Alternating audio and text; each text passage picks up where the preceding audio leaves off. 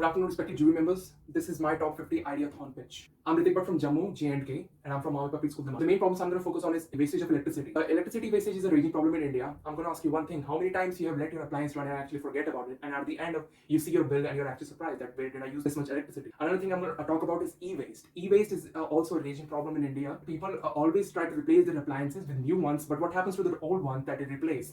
They just get accumulated or they just get thrown away. Another thing I'm going to talk about is automation technology for poor and the old aged and disabled people. Not everybody is able to enjoy that technology, especially the automation technology.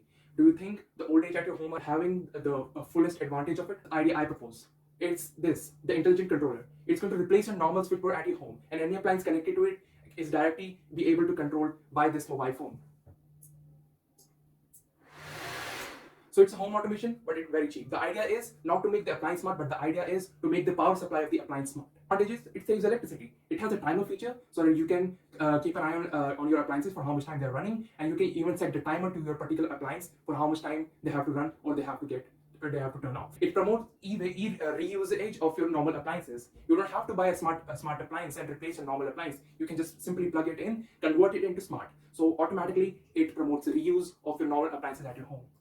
It's very cheap and it is very easy to install. It just comes under 1,000 rupees. Old age at your home can also use this. If they're bedridden, and they cannot walk, they cannot get up, they can simply pull up their phone and simply control this smart switch. It's a very cheap and affordable home automation system. Any middle class family, below middle class family, and even poor can buy it because it just comes under 1,000 rupees. So far it is fully functional, and I've installed this in my school as well, and the results were really surprising, and I was intrigued by it.